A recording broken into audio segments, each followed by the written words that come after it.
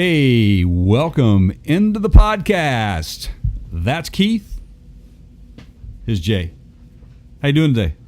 Good, Keith? Fantastic. Right on, man. Good to see you as always. Yeah, likewise. Yeah, good to be seen. I have a warning of sorts. Okay. This is not good podcasting or radio, but I'm doing it anyway. Oh, no. Okay. So, you're not supposed to, on the air, leave the cell phone ringers on and all that. That's what they say anyway. I've done it. I've been guilty of it. Well, so I'm going to the Coca-Cola 500. You know that. I do, and I'm really, really jealous. And here's why I'm jealous outside of the fact it's a race. My sister lives in the area. Yeah. Okay. So that could have been a good excuse to fly in. And but I didn't get an invite. So. Guest of Toyota. Apparently, I get to hang with Denny Hamlin a little bit. Hot pit passes. Dan Hamlin? Whoever. See, this is the thing, man. I'm the Adam Carolla fan, and you get to meet him. You're the NASCAR fan, and I get to go. Right. It just makes no sense, does it? But that's why we're together, Keith, because we get to share those moments mentally. So, I got a new camera bag coming so that I can bring the camera gear.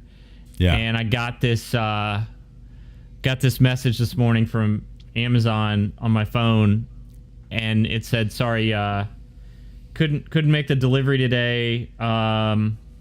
What did it say here? Let's see if I still got it up. Unfortunately, we couldn't find a secure location to leave your package unattended. Okay, well, I'm literally in my front yard.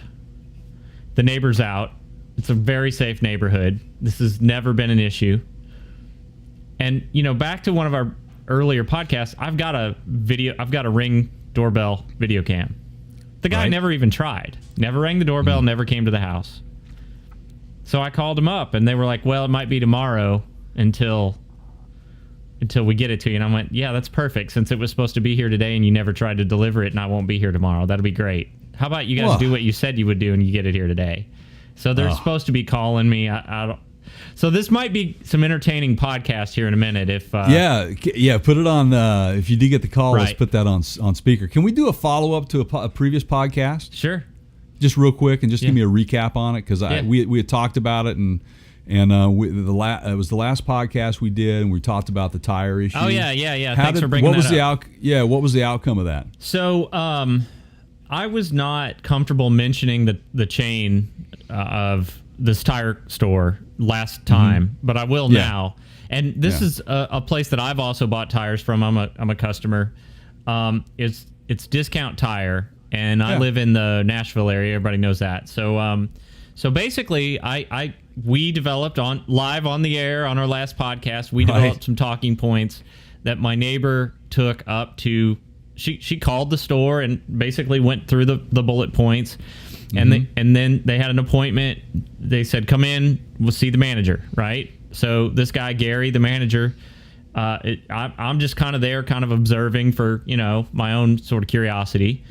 Yeah. And we just took him through what you and I said. If you haven't familiarized yourself with that, go back and watch podcast 21, and we basically lay out the issue there. But essentially the rear tires on this Mercedes were the wrong tires. So the guy takes one look at it. He pops the door open. He takes a look at the the tire recommendations from the manufacturer, and he goes, let's go get some new tires for it. And I went, all right, great. And he goes, we're gonna put 4 on it. And I went, really? Why not just the back 2? Right? The front 2 are fine. They have a different pressure requirement. He goes, well, it's an all-wheel drive, and I'm not comfortable doing that. These things have 4 or 5 months worth of mileage on them. Yeah, they prorate it out. It's not very much wear on them, so they'll get. The manufacturer will make good on it. So he went and looked up the actual Michelins that you and I, because she has Michelins on it now, and the ones that we found on Michelin's website, he said they're not available, and that can be just because Michelin still shows it, but maybe they're changing production or they're changing it, and they're going to continue to show that until it sells out of all the warehouses. But he said, we can't get it from ours. So here's your choice. So I'll put you in a Cooper or a Pirelli. What would you? And he's like, if it were me, I'd go for the Pirellis. And I went, I agree with that. Not paying anything. He's ordering them, putting them on for, taking care of it. Wow.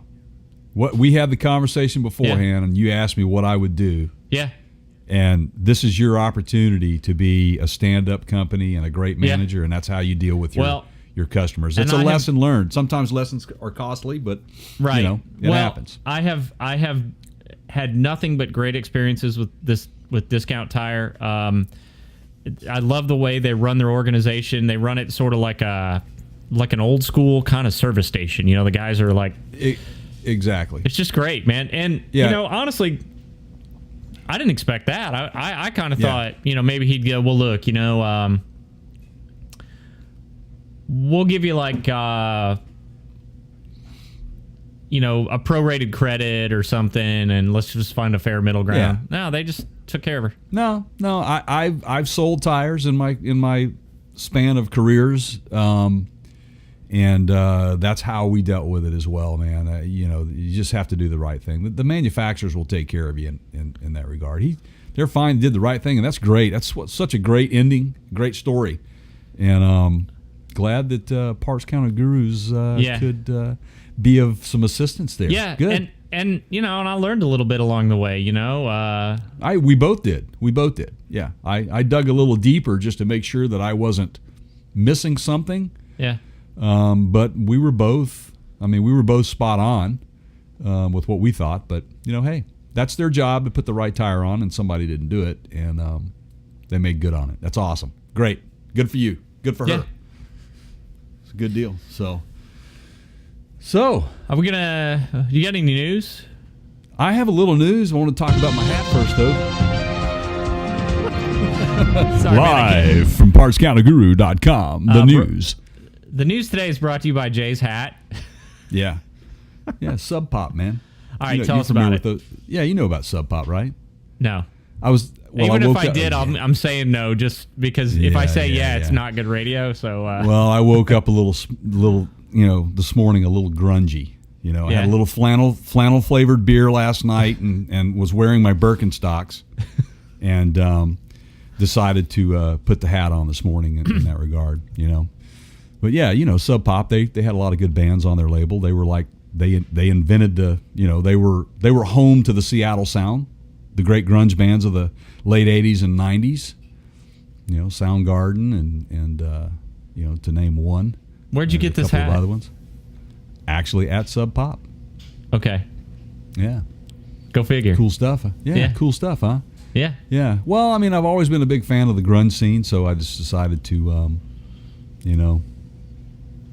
take it in. Sure, why not? And take a look at it. I've been to a few of the record stores that people like Pearl Jam have played at, and and Mudhoney and Alice in Chains, and all those good bands. And one of my favorites is Mother Love Bone.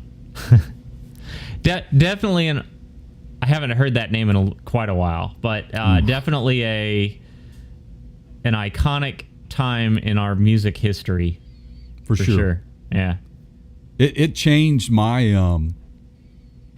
It really came at a good time in my life, because I had moved to the Nashville area to embark on a recording career, which I found out real quickly after that. So did 100,000 other people. Basket full of snakes in that industry, man. No doubt about it. I know people that went into the industry and quickly got out of the industry. And I'm talking on a production level, engineering level. They just decided, no, I'm not going to do this. So, but anyway, that's what the hat's all about. I figured I'd throw that on today. So, but yeah, as far as a news topic, man, did you see where the United States Post Office have begun conducting the autonomous delivery trucks between Phoenix and Dallas distribution centers? Like, it's going to be a 2-week test. Did you see that? Yeah. That's pretty cool, man. It is. I feel like I'm just beating up on the postal service. It's not hard to do. It's like, but and good for them. look, they're hooked up with self-driving thing. We're not there yet, man. It's still too dangerous. It is, but that's why they have to conduct these tests. I think that they may have more success out of the big rigs than they will, personal vehicles. Just because of they'll probably standardize that. And remember on our earlier podcasts, gosh, this is several months ago, we talked about my suggestion was it'll work, give them their own lane. Yeah, fine. I just think,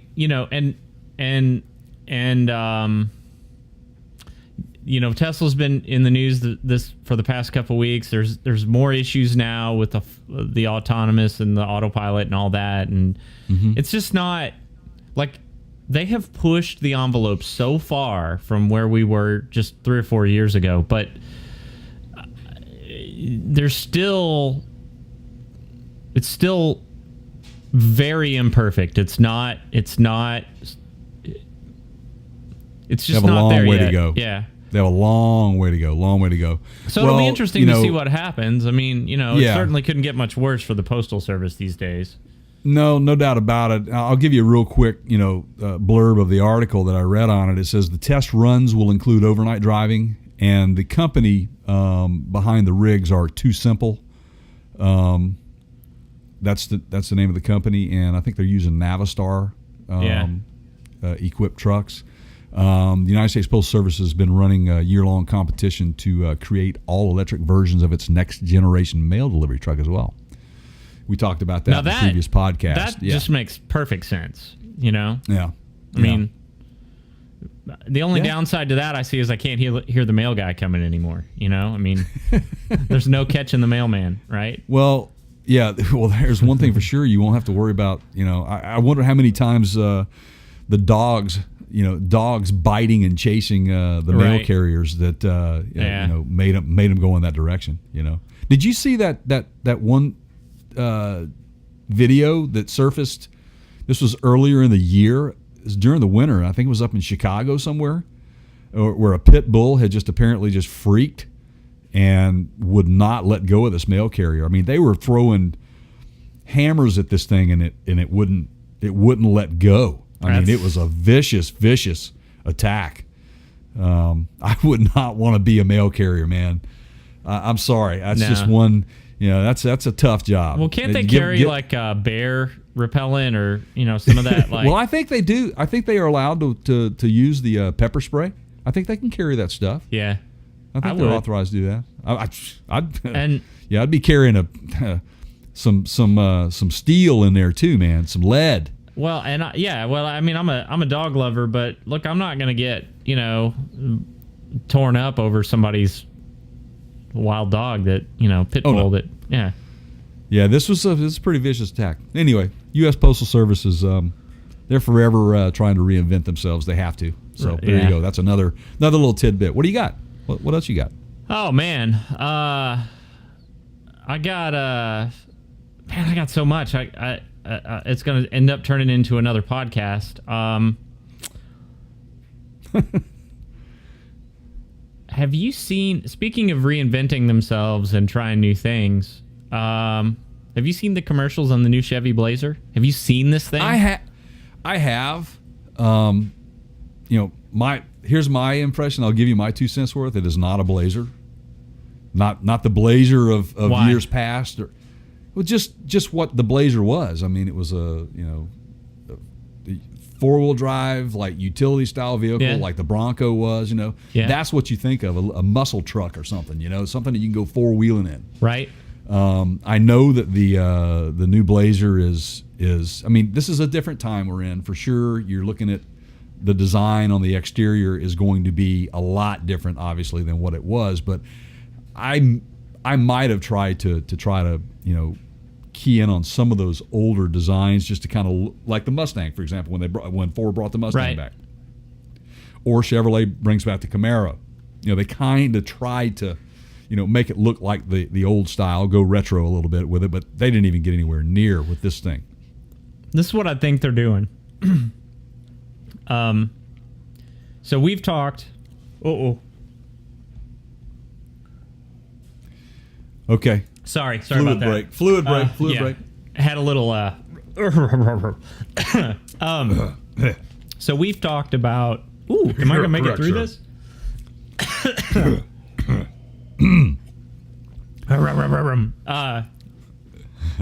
Ooh, that sounded like Ozzy. That's a great Ozzy Osbourne impression, man. Only once. So sorry. So we've talked about, Toyota. Like, I own an FJ, and they kind of got out of that off-roading overland kind of market, right? Yep. And Jeep kind of ramped up their production and kind of filled that void, and Jeep sales did kind of go up over the past few years. Now other manufacturers are trying to rush into that. For the Ford Broncos coming out, right? So it seems to me that somebody at General Motors said, "Hey, I see an opening." Like, to quote your famous mental imagery, somebody over there hiding in the bushes said, "Hey, Toyota's not making these things anymore. It's basically just Jeep right now." Right, until Ford comes out with theirs. Right. Let's go after some of that crowd. Let's get not a true, like you said, not a true off-road. Not a true, but they have three levels on this. Yeah, they have 3 levels on it. They have just the standard. They have an RS model, I think. That I looked at the images of that. Let me pull it up real quick again. I had it here. Yeah, there it is, right there. There was a couple of things. Yeah, I do like that. There's the standard design, and then you've got the RS, which is really, really cool, man. But the first thing I saw when I looked at this thing, you know what it reminded me of on the front end and on this? 2 things. The front end looks like a Lexus grill. Yeah. And then the side view of it appears to be almost like that Jeep Cherokee. Yeah. That sporty Cherokee. Yep. Right? Yep. So it's like a combination of a Lexus and a They're Jeep borrowing Cherokee. popular elements from everyone else's. Yeah. Which sort of supports what I'm saying here. They're like, hey, us too, y'all. Right. And they have 3 engine levels. They have a 2.5 liter 4-cylinder, and they have a couple of 3.6s that they're putting in them. But that's nonsense. I mean, just the out of control choices with the. Well, the one thing I did see though was like on for the infotainment. Yeah. They're using the Android and the Apple. Which is most of them are now. You have to. You have to. Yeah. If you're gonna reach all audiences, you got to go there. So, but yeah, I saw it. I thought it's we'll see what happens. Yeah. I mean, I don't know that I would buy one, but they'll probably sell a bunch of them. Yeah, we'll see. Yeah, probably. It says they're probably going to be selling these things to people who don't even know what a Blazer was. Yeah, and that's good for them. Maybe they tap into a little bit of the Honda Element crowd or whatever. We'll see. But I thought that was pretty interesting read on that stuff. Some of the technology they put into it with the lane changing and the cameras and side view and it's just great, man. I mean, it's just loaded with technology. Right. They realize that's what they're going to have to do to sell automobiles, right? Absolutely, man. Absolutely. So I got one more. Do you got anything? Got anything else? Well, we don't have to stay on it too long, but I just found this interesting about Ford cutting 7,000 salaried jobs. I was wondering if you were going to touch that. Yeah. Yeah. Okay. Under pressure to boost profits. And now I briefly read that. So what was your takeaway?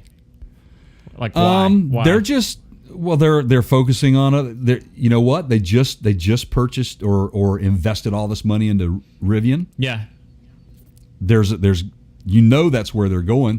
They're downsizing because look, they're trimming the fat. That's what they're doing. Right. And they're focusing. I think they're focused on development, research, and technology within what their lineups are. And you've got to cut it somewhere.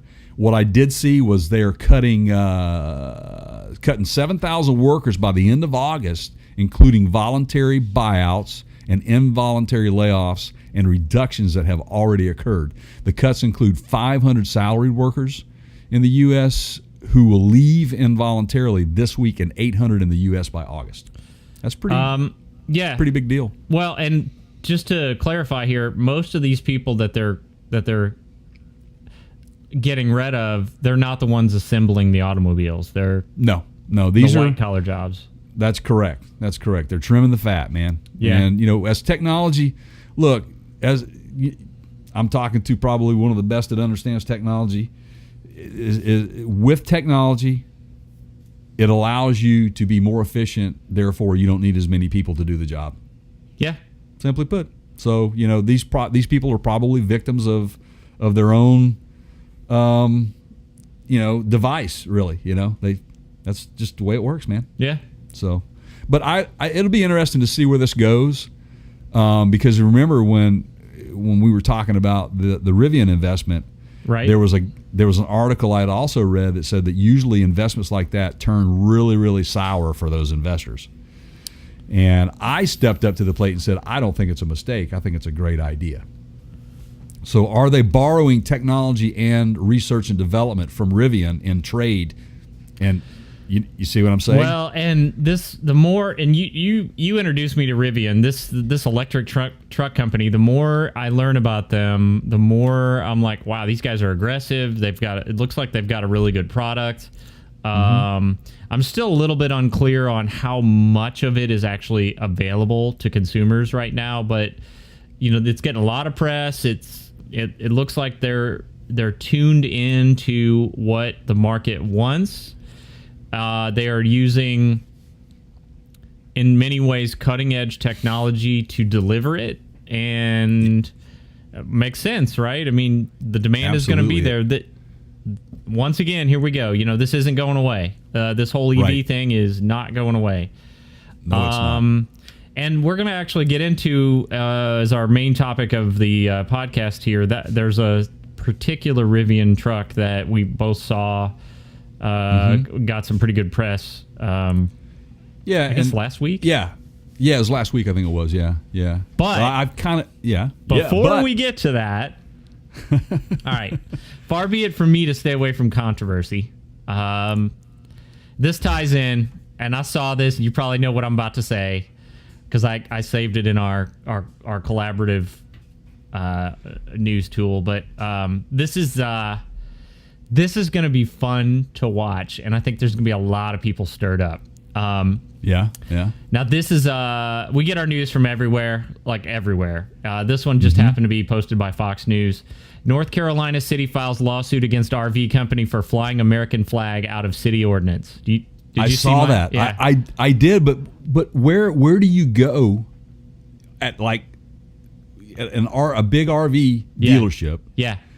All of them have these huge flags. There's a reason for that. Okay, so let me give you a little bit. So as an RVer that has grown up in the RV industry, this is Camping World, okay, right.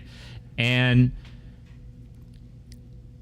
I have been probably a lifelong customer of Camping World. They've had their ups and downs. They have been doing well of late. They bought Gander.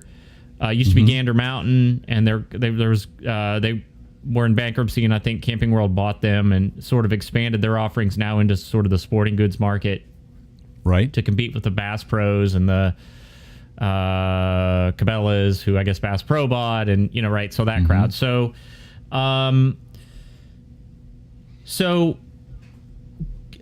Camping World, like, RVs have been hot of late. They're cooling off a little bit, but it's been a good several years for the industry. Camping World sponsored the All-Star Game last year. They're a Major League Baseball partner. I mean, on and on and on, right? So one of the things that I will tell you when we travel to cities, if something breaks, if we need something for our RV, if you need a part, if you need propane refill, I mean, just whatever, right? If it's camping related, you look up the closest Camping World, and there's usually a city or two along the way of our camping trip that we'll go through that has a Camping World. Every one of them flies this gigantic American flag, and that's how you find them. Yep. That's like their trick, right? They're easy to find. You just look for this huge flag, right? Yep. There's one down the road here from me. Okay. Huge flag. Yeah. Huge. They're massive. So that's their trademark. They don't. Right. They're not just doing it in this one town. They do it in all their locations. So the city is apparently making the case that, and I get this, right? That, if you choose to live in a neighborhood, there are certain guidelines or restrictions or covenants that neighborhood has. It says like, hey man, you can't paint your house pink. Okay. Right. Because that's going to affect the appeal or the curb value or, of everyone in the neighborhood. You can't have the Billy Bass mailbox. Okay. Or, right. or whatever. Right. Because, right. Yeah, although you may think it's cool, we're a neighborhood and we have restrictions on, no parking on the lawn and all that, right? There are reasons for that, okay? And if you don't like those, don't live in a neighborhood. Find some place to live where, you don't have to deal with that. So the city apparently has some codes that say you can't fly a flag that large. And you would figure, man, down there, why not, The city said they approved a permit for Camping World to fly a flag, just not as big as the one Camping World unfurled. Well, have you not ever been to a camping? I mean, what did you think they were going to make an exception for you guys and not fly? I mean, right, man. So, so this is the part that I love. Now this is controversial because I can see both sides of this. I can see the city going, it's not tasteful. Okay. Right. Right. But come on, man, this is the American flag. I mean, really? Fly that thing, man. And it's Camping World. Right. Right. Yeah, it's just I mean, this isn't Kid Rock in downtown Nashville opening a bar with somebody's butt on the sign. This is the American flag. Right. Okay. This is you can't get more American than Camping World and a huge flag flying over Camping World. That is American, man. So this is the part that I just love. Like whether or not you agree with this decision. And by the way, this is in. Did I mention this is in Statesville, North Carolina? I can't remember if I said that. You said it was North Carolina, but you didn't say Statesville. I know where that's at. So so let me see here. Let me get out a note here. They're part of the Bible Belt. List of cities that I will never live in. Number 1, Statesville, North Carolina. Unless you change that policy. So, wonder if they have good barbecue there. This is what the CEO of Camping World, his name is Marcus Lemonis. This is what he said: "The property that's there belongs to us. We pay taxes, and the size of the flag isn't hurting anybody." The city of Statesville filed a lawsuit against Camping World located along Interstate 77 because the flag the company flies outside is in violation of city ordinance. Lemonis said the city's attempts to get him to take down the flag is nothing more than, quote, bureaucrats trying to control the size of something. Well, here's a question for you. Are you driving in or are you flying in for the race? Okay. Yeah. All right. So a petition, let's see. This is about more than just the flag, the petition states. So let's see. It had more than 140,000 signatures, and it's had a goal of 150,000. So they've probably hit their goal already. And this is controversial, right? I mean, I can see why people would. It is. So this is about more than flying the flag. This is about our veterans, military, and the men and women that have sacrificed for this great country. They are the reason we fly the flag, and they are the reason we will not take it down. And that's on the petition. All right. That's the best statement. That's the best statement anyone could ever release about that. This is the best part of if you're going to succeed at something as an executive and run a profitable organization. Right. You make enough money that you sort of do this next part. This is what I love. So while Camping World preaches patriotism, Statesville is trying to hit Lemonis where it hurts, the wallet. Statesville is now trying to fine the company $50 each day the flag is flying outside of the Sydney ordinance, retroactive to October of last year, October of 2018. Okay? Then this is the quote from him. "I don't care if it goes to $500 a day. It's not coming down." I love it. I love it. I love it. I love it. Yeah, so this will be fun to follow. I love it. I think I just became a bigger fan of Camping World over this. Yeah. I mean, I love that as well, man. That's a great story. That's a great piece of news, and I think that, the rest of the country should hear that. if they weren't already aware of it. I think that's awesome, man. Good for him. I love it. Yeah. God bless America, man. Yeah. What a great country we live in. So before we segue into more camping and the topic of the day, maybe we should take a little break here and talk about a couple things. Yeah.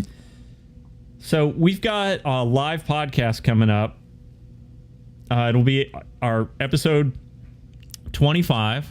It's going to happen at Union Tavern in what town? Anacortes, Washington. Okay. Did you get that? Is on, I'm looking up the date here. You sent it that to me will be on day. the 26th of June. Okay, got it. 26er, yeah. Yep. 26th of June, okay. Yep, that's right. And do we know what time? I guess I could just look at what you sent me instead of, Well, go ahead. We're scheduled to be in there probably, they open the doors at noon, which this is Pacific time, so mark that. We're thinking we're going to podcast about 2 p.m. Yeah, probably so, somewhere around there. Yeah. Okay. Yep. Yeah. So June 26th, 2 p.m.-ish. 2 p.m.-ish Central, 3 o'clock Eastern. Yeah. So. Oh yeah, right. Sorry, I everything in my head is Central Time. Sorry. Yeah. We'll give them that. So hey, 2 p.m. One more time. 2 p.m. Pacific. 2 p.m. Nope. It'll be 12 Pacific, 2 Central, and 3 Eastern. Got it. Okay. Thank you for clarifying that. Yep, and it could go a couple hours. We don't know. This will be our first live on location anywhere, so it's going to be fun. Who knows what may come out of it? Okay. It's just going to be fun. It's going to be a great experience. I'm looking forward to it, pal. Yeah, me too. So, if you're listening to the podcast on your favorite podcast platform, know that we have a video version as well, and you can find that video version on our YouTube channel. We're also the Apple podcast is a video version as well as an audio version, and we have all the other traditional audio podcast platforms like Stitcher and Google Play, Spotify, Google Podcasts. Yep. So Tune in, you bet. The best way to find those links is to go to our website at partscounterguru.com, and there is a podcast links tab at the top, and it will take you right to all the different ways you can find the podcast. You can go to our website and read some articles. There's all kinds of automotive content. There's a lot of videos. There's some reviews. There's some how-to stuff. There's some tips, advice type stuff. And then be a big favor to us if you end up on YouTube and you find our channel there, please subscribe to it if you haven't already. That will help us reach our subscription goal. It makes a big dent in our sort of capabilities of kind of furthering this platform a little bit. Absolutely, and there's a few other ways you can help us out too. And when you go to our website on the main page, you'll notice a Amazon icon up there, which you can easily shop for your needs, whether it's automotive or anything.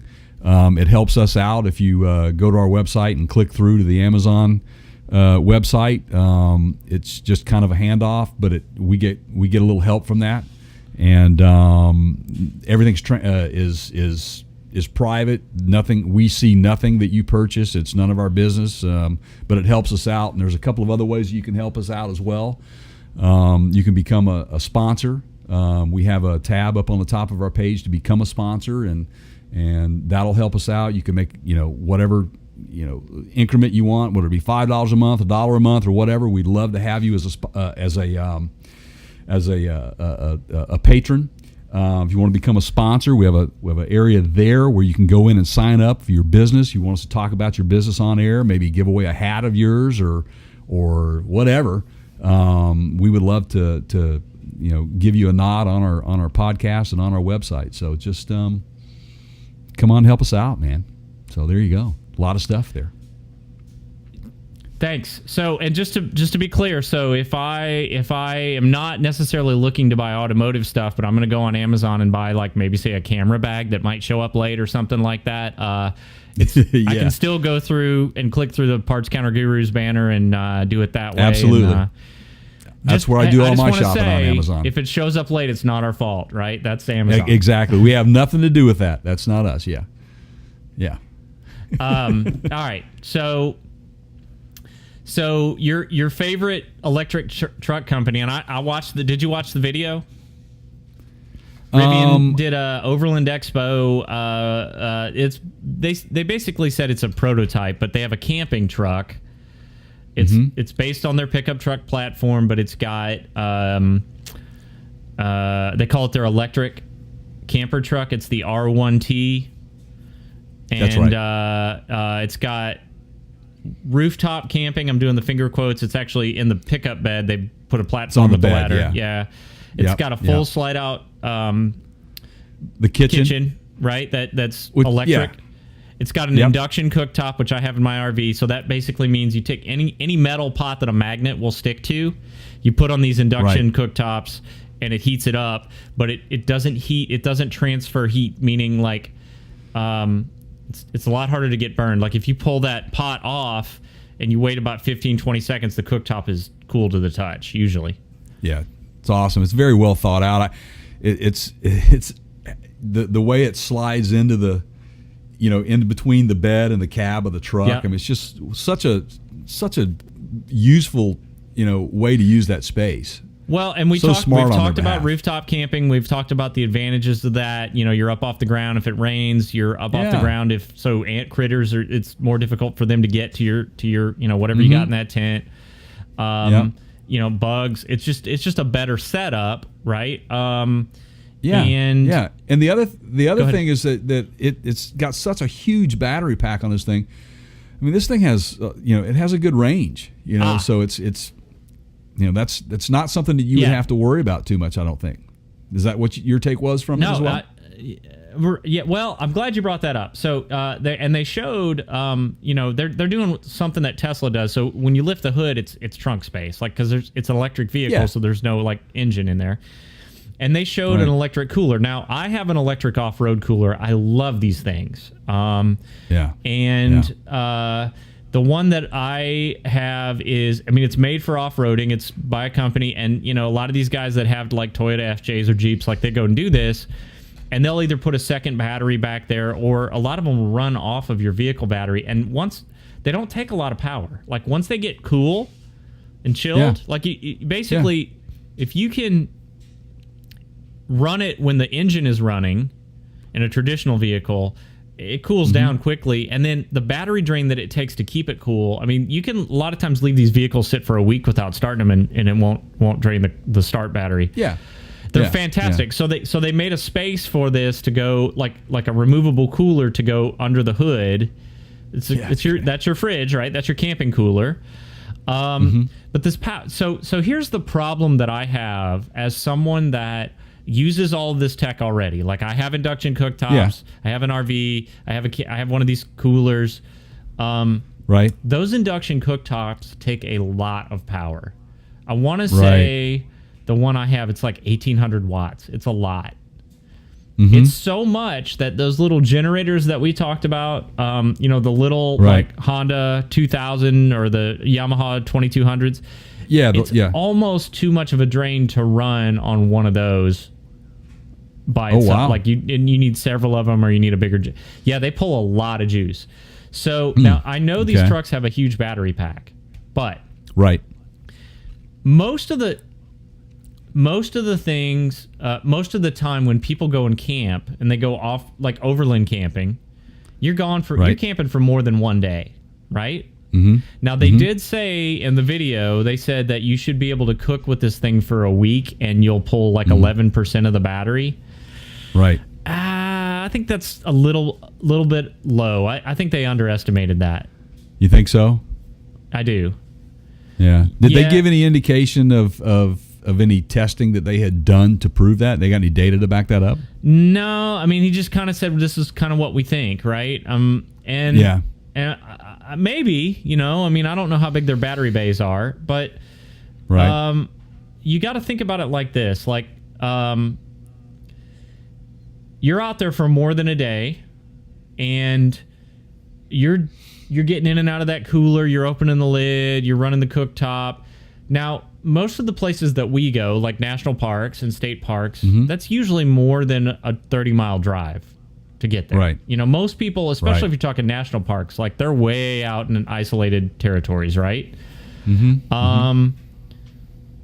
Even where you live, and you live pretty close to a couple, it's still an hour or two drive to get to them. Sure. Yeah, it is. So, you're not showing up in that park with a full battery on your EV. That's my point. No, right? not at all. And if you're there with half charge, and now you're using the cooking accommodations in the vehicle, I hope you got enough juice to get home. Right. Well, wouldn't they be able to, just like a motorhome, if you have a campsite that has power on it, a powered campsite? Yeah, you'd be okay, right? But most of the national parks and state parks don't. You're roughing it. You're roughing it. You'd have to be going into some of the private, right, which RV are more in the parks city to have that luxury. Stuff. Yeah, right. Yeah. Okay. And so, I'll give you an example. We went to Coral Reef National Park. Capitol Reef National Park in Utah last summer. Okay. And it's basically in the middle of a desert, and there's a fruit orchard right in the middle of it, and there's a stream that runs through. It's called Fruita, is the name of the campground that we stayed in, right? So there's most of these national parks have this. There's a generator rule. It says you can run it a couple hours in the morning, like for cooking, for breakfast, and then a couple hours in the evening, like, for dinner. And that's it. We got into a situation where with the fridge and the cooking, and I've got 4 deep cycle lead acid batteries in my battery bay that are specifically dedicated to the RV, meaning it's not the starting battery. These are just to run the stuff, right? Right. Into our second day, and we had already... The generator was not able to fully recharge in the time that we had every day. So meaning, you start with a full battery. You let's just say you use 50%.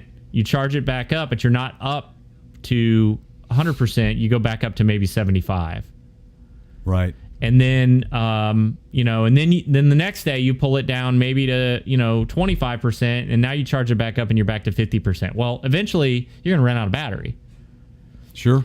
So I'm not sure how they solve this, but that's something that they're going to have to think about, because if you don't have a way to charge that, and there's no charge stations close. Now, in Rocky Mountain National Park, there's one in Estes Park right at the entrance to the park on the east side. But you got to figure that out.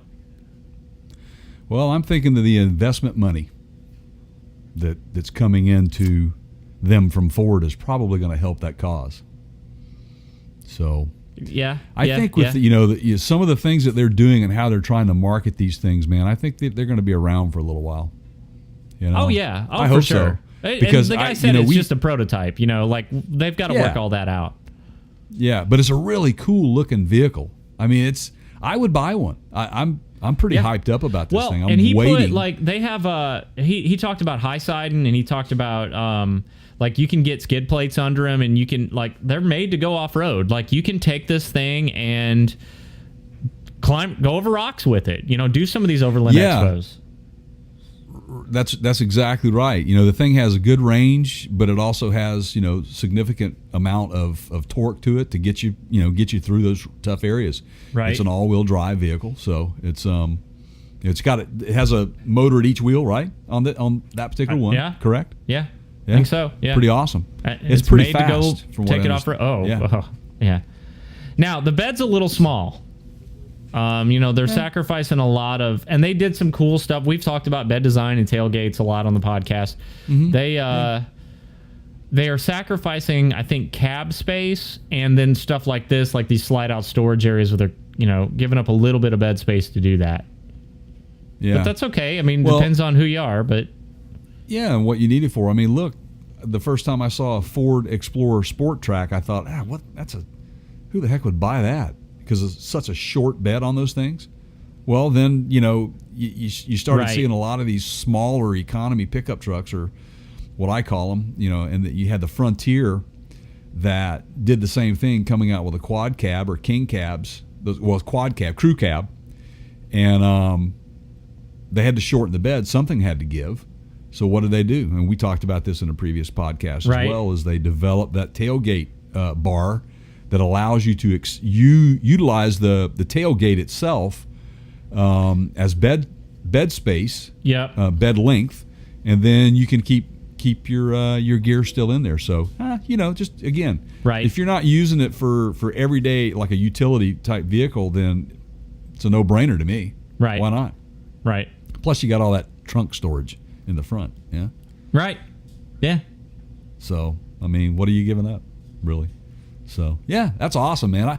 I'm really looking forward to see where Rivian goes. Yeah, as am I. I mean, I think this as a is an company, opportunity for Ford with that partnership to kind of lead the way. Who's Yeah. going to get there first? Yeah. Is Tesla? Tesla's talked about it.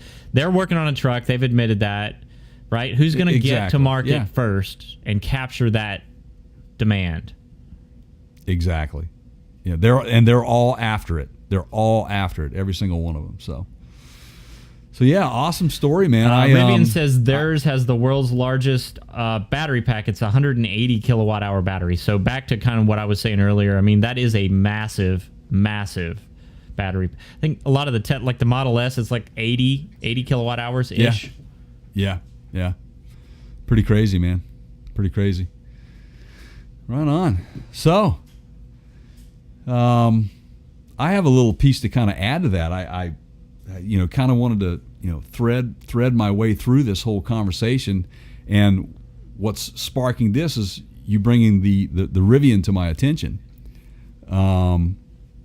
It was over the weekend, as you and I usually do. We're kind of perusing through news articles and looking at what's going on in the world of our world of Right. automotive and artificial intelligence and all that sort of stuff. And I just happened to be, wanting to go through my DVR and just, go ahead and watch some stuff and clean the DVR up. And I don't know if you've watched this show or not, but it's, Dan Rather's The Big Interview.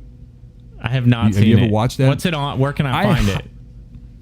It's actually on Access TV, that channel, that network, Access TV network. Okay. Okay. It's it's great. And Dan Rather is just such a great interviewer.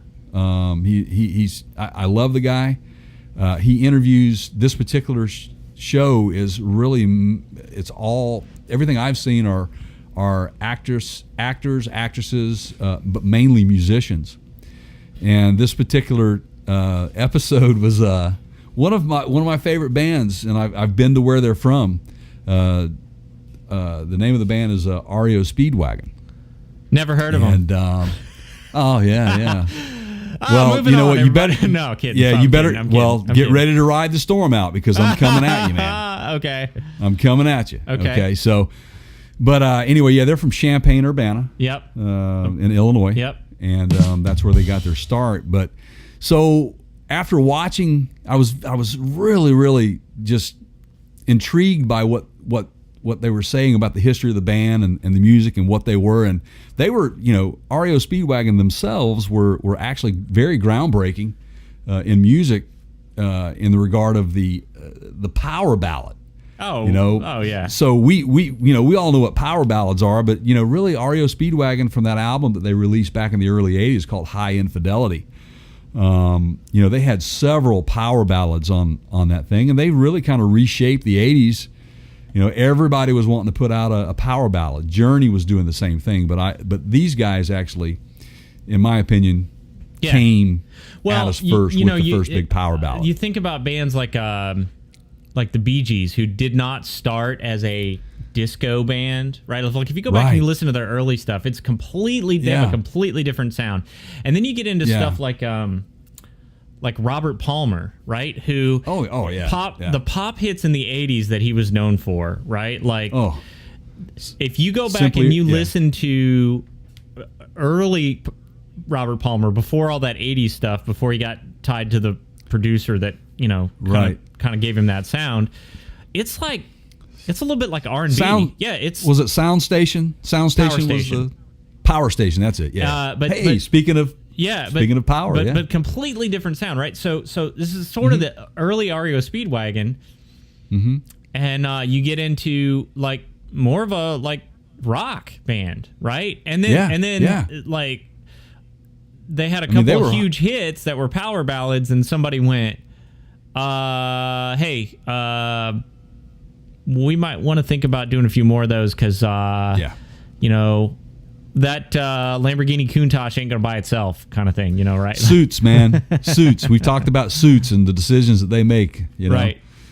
Yeah, you would have thought that they would have ruined the band, and they did have some tough times. They lost a lot of fans, but they're out still touring. They're actually on tour. They're actually on tour right now, and not all original members are in there, but the majority of them are. I think that the band as we see now are the guys that were in and around that initial time where they were really becoming very popular.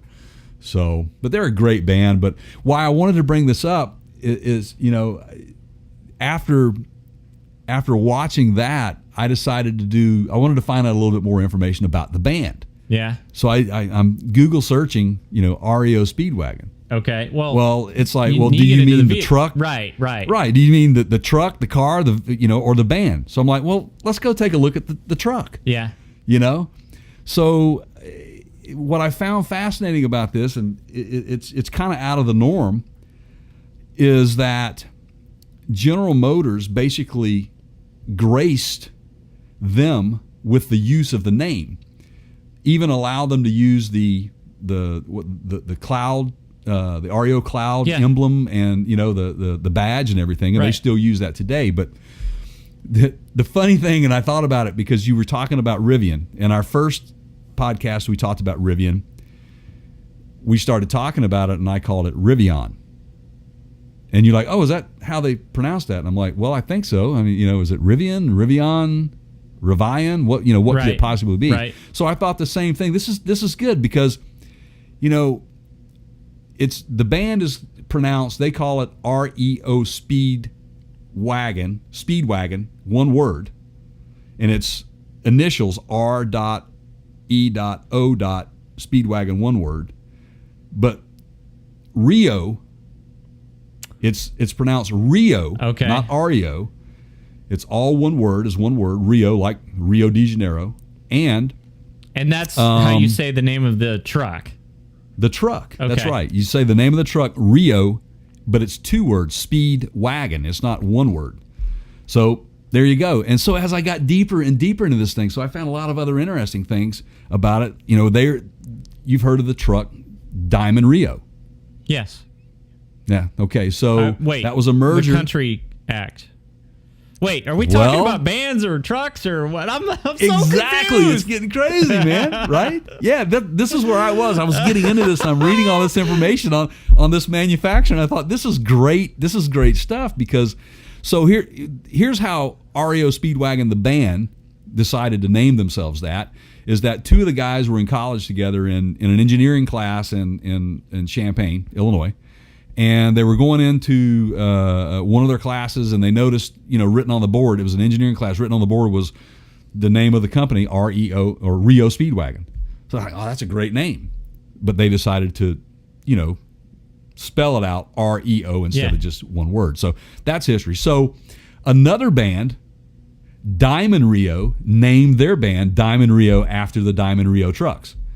But when they wrote it on paper, it was Diamond RIO, and they just kind of stuck with it. So two bands named really originated after REO or Rio, the Rio manufacturer. And of course, Rio is Ransom Olds. And of course, he was the guy who was, the beginnings of Oldsmobile. Okay. That went on to start up, Rio Motorworks. And it was fascinating to me, some of the stuff, he was really kind of cutting edge because he was doing utility type trucks. Ford was like one of the first ones with a pickup truck. I think it was like the T model, right, or something. It was like the first truck. Right. Right. And back in those days, you could just, it was built on a chassis. You could do a number of things with the chassis, and you could make it into several things. So REO did the same thing. But what I found later on, they were making buses and fire trucks and ambulances, but they were also making campers. Okay. And I went online to look at some of the campers that they had produced, and they were way cutting edge. It was incredible. These things had fold-out beds. They actually had, water and cooking appliances. Just all these number of things that were built into this thing. And this is in the 30s. Such a smart use of a platform. So it ties in to what we're talking about with Rivian. Yeah. And also the mispronunciation of the word. Is it REO or REO? Or is it Rivian or Rivian? See, this is why if you're going to name your band after a car, you don't use one with initials. You just go with something like Tesla, right? Yes, although I think awesome. that was named after Nikola Tesla and then the car. Yeah, correct. Right. But I digress, right? Yeah, so fascinating. Yeah, good stuff, man. I thought it was great. And, can't believe you didn't bring up Pantera. We hadn't gotten there yet, man. Right? We hadn't gotten there yet. We will eventually, though. That's what we should do. We should do a podcast on car bands named after cars. Yeah, that'd be great. Yeah. So, but I found it fascinating, and I encourage anyone to go out and look at the history of that. Olds. Just to be clear, did Dan rather interview the band? Yes. Okay, not the guy. I mean, obviously couldn't interview the truck, but was it sort of so he had actual band members like on camera, like he? Yeah. Okay. Oh yeah. Yeah. This is it's a televised event. It's a video event. Yeah, it's great. Okay. Kind of like what Sammy Hagar does with his Rock and Roll Roadshow. He goes around and okay. Yeah. And, which is also on Access TV, which is a great show. Now I just need to go find Access TV. It sounds like.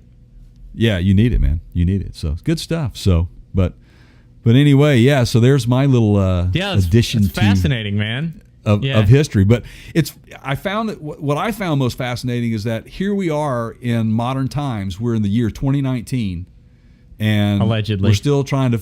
Yeah, we're still trying to find ways how to build a truck and make it versatile and make it more utilitarian.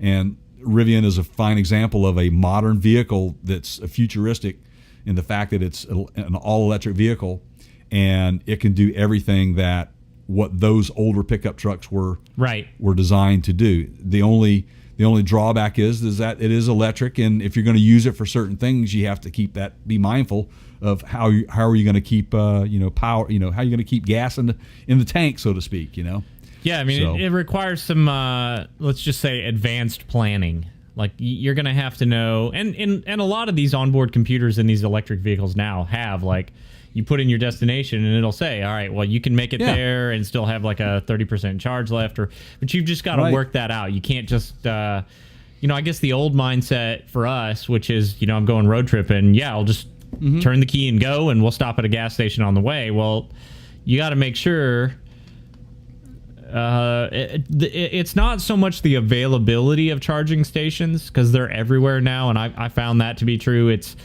You're going out in the wilderness. You're intentionally going away from civilization. Now it requires a little bit more advanced planning. That's right. Absolutely, man. But it's so fun to watch this stuff, and when we do our research, look, guys, you all have to realize that what we're doing is so much fun. It's a blast learning about what's going on in the industry and keeping up with the trends. We learn something new every time we podcast. It's fantastic. Yeah. So, but remember, you guys got to keep subscribing to keep us on air for you. So, well, and why don't you just keep rolling there? Tell everybody where they can find us. All right, you can find us on several places. We are on Apple Podcasts. If you want to watch us and listen, Apple Podcasts. Same way on YouTube. We're on the YouTube channel. We are Parts Counter Gurus.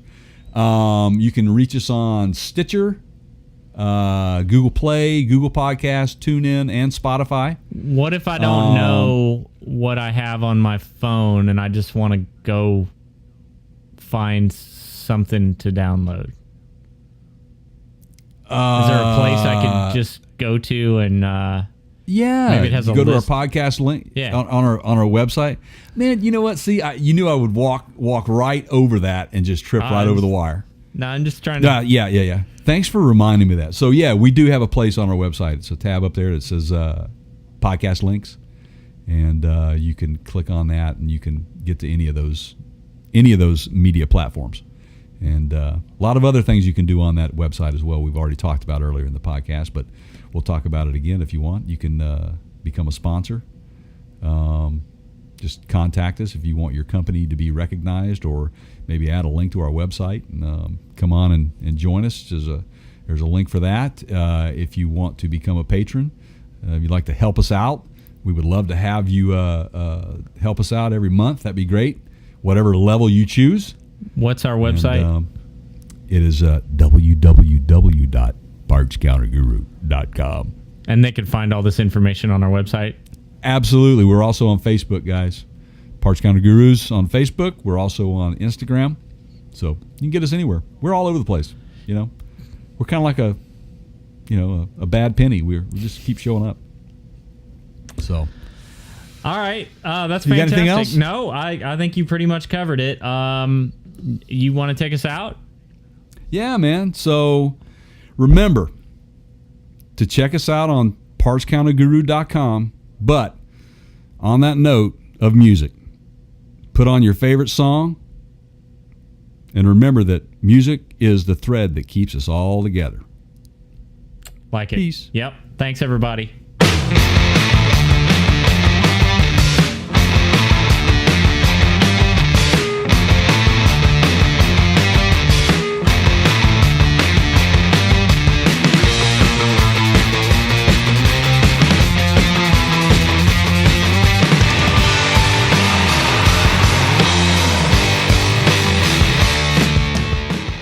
Wait, are we talking about bands or trucks or what? I'm so confused.